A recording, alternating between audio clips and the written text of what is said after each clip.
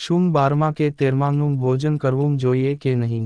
નમસ્કાર, જય શ્રી કૃષ્ણ મિત્રો. વિડીયોને છેલ્લે સુધી જોજો. આજના આ વિડીયોમાં આપણે જાણીશું કે શું 12મા અને 13માનું ભોજન જમવું જોઈએ કે નહીં.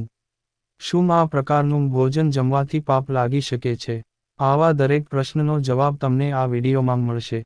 તો મિત્રો, તમને વિનંતી છે કે આ વિડીયોને અંત સુધીમાં ખાસ જોવો જોઈએ.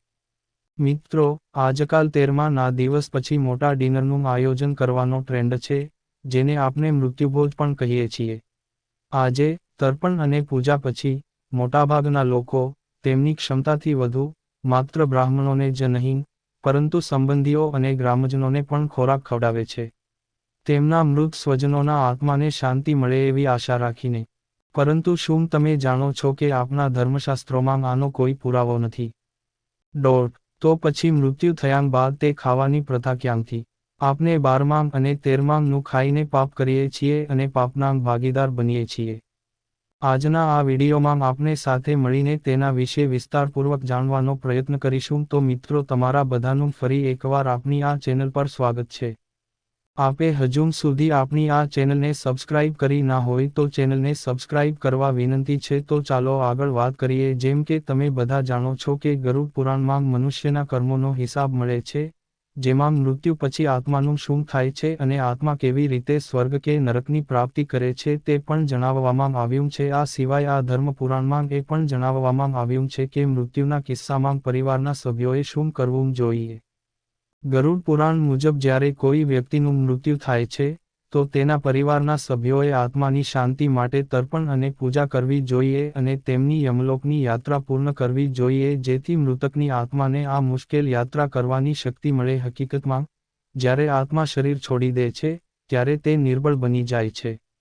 આવી સ્થિતિમાં 12 દિવસ સુધી પરિવારના સભ્યો દ્વારા દાનમાં આપવામાં આવેલ ભોજન ખાવાથી આત્માને ચાલવાની શક્તિ મળે છે. મૃત્યુ પછી 10 દિવસ સુધી દાન કરવામાં આવતા મૃત શરીરમાંથી મૃત આત્માના વિવિધ અંગો બને છે. 11મા અને 12મા માંગ દ્વારા દાનમાં આપવામાં આવેલ ભોજન ખાવાથી આત્માને ચાલવાની શક્તિ મળે છે. મૃત્યુ પછી 10 દિવસ સુધી દાન કરવામાં આવતા મૃત શરીરમાંથી મૃત આત્માના વિવિધ અંગો બને છે. 11મા અને 12મા દિવસે પિંડદાન સાથે શરીર પર માંસ અને ચામડી રચાય છે. પછી 13મા દિવસે, જ્યારે 13મું કરવામાં આવે છે, ત્યારે મૃતકના નામે જે પિંડદાન આપવામાં આવે છે તેનાથી તે યમલોકની યાત્રા કરે છે.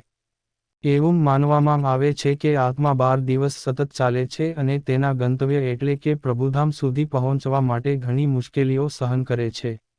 તેથી જ હિન્દુ ધર્મમાં 13મી ઉજવવાની પરંપરા છે, પરંતુ અમુક જગ્યાએ સમયના અભાવે કે અન્ય કારણોસર 13મી ત્રીજા કે 12મા દિવસે રાખવામાં આવે છે. આ દિવસે મૃતકની પ્રિય ખાણીપીણી બનાવીને તૈયાર કરવામાં આવે છે અને ત્યારબાદ બ્રહ્મભોજનું આયોજન કરવામાં આવે છે અને બ્રાહ્મણો દ્વારા ઉજવણી કરવામાં આવે છે. દાન દક્ષિણા આપીને મૃતકની આત્માની શાંતિ માટે પ્રાર્થના કરવામાં આવે છે. અહીં તમારી જાણકારી માટે તમને જણાવી શાંતિ માટે પ્રાર્થના કરવામાં આવે છે. અહીં તમારી જાણકારી માટે તમને જણાવી દઈએ કે આજકાલ બ્રહ્મભોજને જ મૃત્યુભોજ કહેવામાં આવે છે, જે યોગ્ય નથી. કારણ કે બ્રહ્મભોજ બ્રાહ્મણોને જ આપવામાં આવે છે, સગા સંબંધીઓ અને ગામડાના માણસોને નહીં. ગરુડ પુરાણ અનુસાર મહાબ્રાહ્મણોને 11મા દિવસે અને 113 બ્રાહ્મણોને 13માના દિવસે અથવા તેમની ક્ષમતા મુજબ ભોજન આપવું જોઈએ. તેમજ બ્રાહ્મણોને સફેદ સેફી નામનું વાસણ આપવું જોઈએ. તેનાથી આત્માને શાંતિ મળે છે. હવે દોસ્તો, તમારા મનમાં આ પ્રશ્ન અવશ્ય ઊભો થતો હશે કે જો મૃત્યુ પર્વની કોઈ જોગવાઈ નથી તો તેની શરૂઆત કેવી રીતે થઈ? વાસ્તવમાં, ગરુડ પુરાણમાં પણ પાઘડીની વિધિનો ઉલ્લેખ છે. પરિવારના વડાનું મૃત્યુ થાય ત્યારે આ વિધિ કરવામાં આવે છે. આ પછી, ઘરના નવા વડાની પસંદગી કરવામાં આવે છે અને પાઘડી, જેને દાસ્તા પણ કહેવાય છે, વિધિપૂર્વક ઘરના સૌથી વૃદ્ધ જીવિત પુરુષ સાથે બાંધવામાં આવે છે.